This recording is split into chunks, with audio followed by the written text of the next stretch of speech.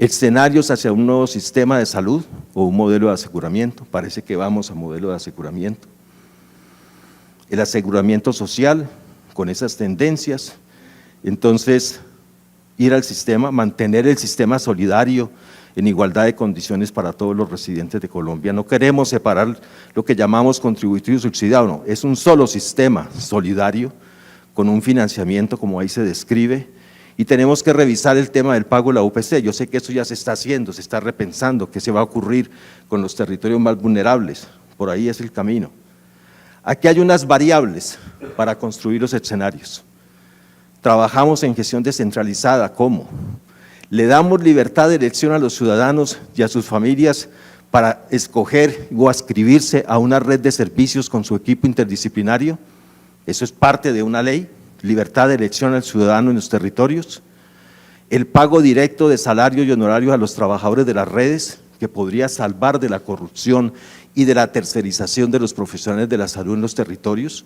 ¿Por qué no pensar en que yo como trabajador de la salud recibo directamente mi pago y no tengo ningún intermediario?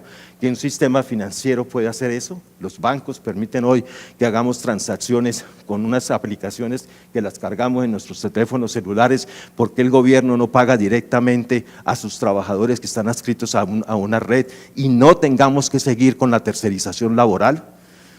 Pongamos eso en posible discusión para ver si el 60 o 70% de los trabajadores preferimos eso, que nos paguen directamente, y prácticamente estamos salvando un 60 o 70% de los recursos de la salud de la corrupción. Implica un nuevo contrato social con los trabajadores de la salud para poder trabajar en el sistema en una forma diferente, con ideales, con convicción, con metodología, etcétera. Eliminar las órdenes de servicio. Las tutelas que nos están diciendo es porque hay un mecanismo adverso, que es la orden de servicio para las personas cuando están en la etapa terminal de la enfermedad. Eso no puede continuar, tenemos que contratar en una forma diferente, pero eliminar las órdenes de servicio, generar los equipos multidisciplinarios, avanzar con la Alianza Académica Nacional, generar el pago de los hospitales públicos para el subsidio a la oferta, y tener lógicamente sistemas unificados de información. Esas son algunas de las variables que propongo para generar los escenarios, para que podamos ver cómo se construye nuevos escenarios posibles. Y yo aquí menciono 4, y los voy a mencionar, porque es importante entender que estamos en una etapa de transición, y el gobierno posiblemente en la reforma tendrá que marcar el norte.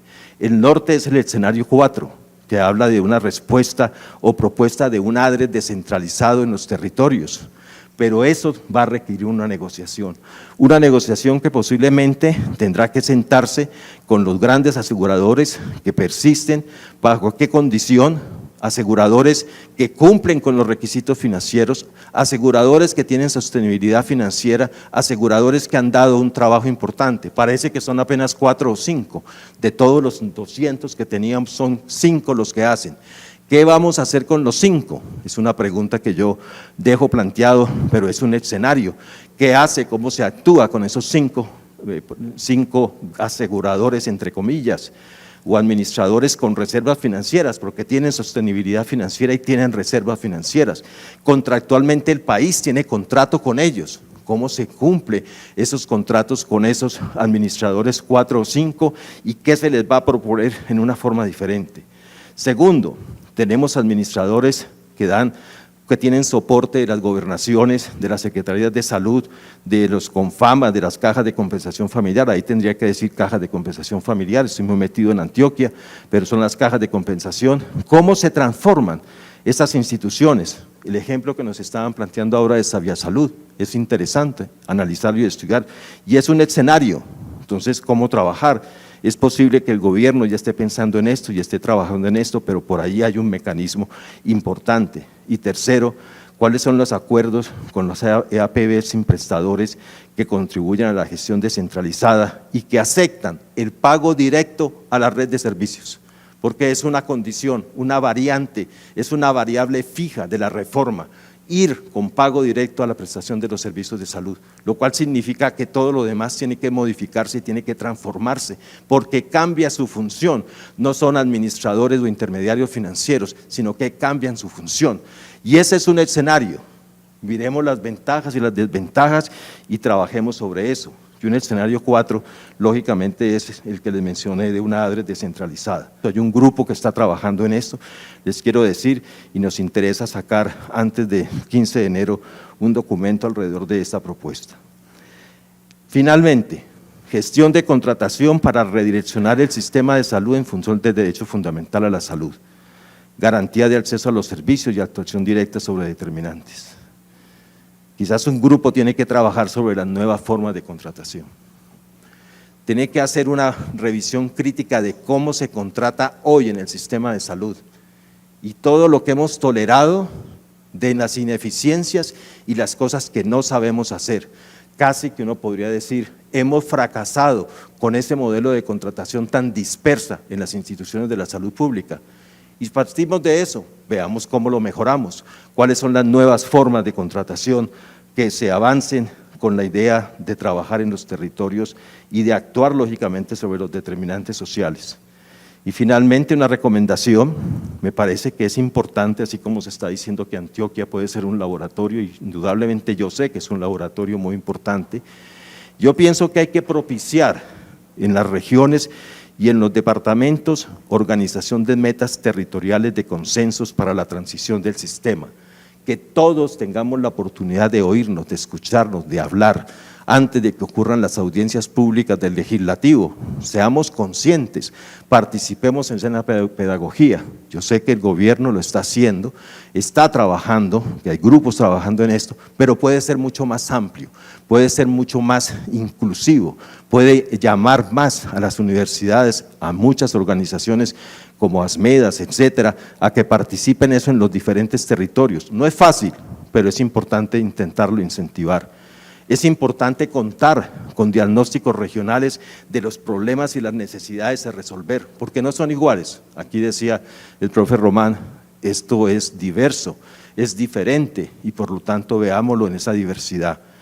Y hay necesidad de incentivar rápidamente, de trabajar con la academia para avanzar en los procesos de formación. Les quiero decir que esto ya empezó. Nosotros ya estamos como Alianza Académica Nacional en conversaciones con el Ministerio de Salud, con el apoyo de la Asociación Colombiana de Salud Pública, mirando qué significan las universidades apoyando una propuesta de este tipo y ya se están estableciendo conversaciones alrededor de esto. Y es necesario favorecer el poder de las organizaciones, de la sociedad civil. ¿Para qué? Para apoyar y para exigir. Este auditorio tendría que estar lleno de mucha gente clamando por la reforma que queremos, por la reforma que queremos. En enero, febrero y marzo del año entrante tendremos que tener un poder de las diferentes organizaciones sobre cuál es el tipo de reforma que queremos y por eso tenemos que ampliar las mesas de diálogo, las mesas sectoriales, las mesas de conversación que nos permitan crear una pedagogía donde le mostremos a la ciudadanía con fuerza por qué va a cambiar el sistema y hacia dónde vamos y cuál es el modelo de transición y cuál es el cuidado que tenemos en el manejo de las nuevas formas de contratación y la nueva orientación de los recursos económicos del sistema. Y lógicamente revisaremos los asuntos organizativos financieros en una forma diferente. Decirle al Viceministerio de Protección Social y a Luis Alberto de que estamos allí, ya no para decir solamente el deber ser, la pregunta la hemos cambiado, es el cómo avanzar y lo otro es cómo contribuimos a que realmente sea un cambio que lo podamos ver en los próximos años. Dejo hasta allí, muchísimas gracias, fortalecer esto, mil gracias.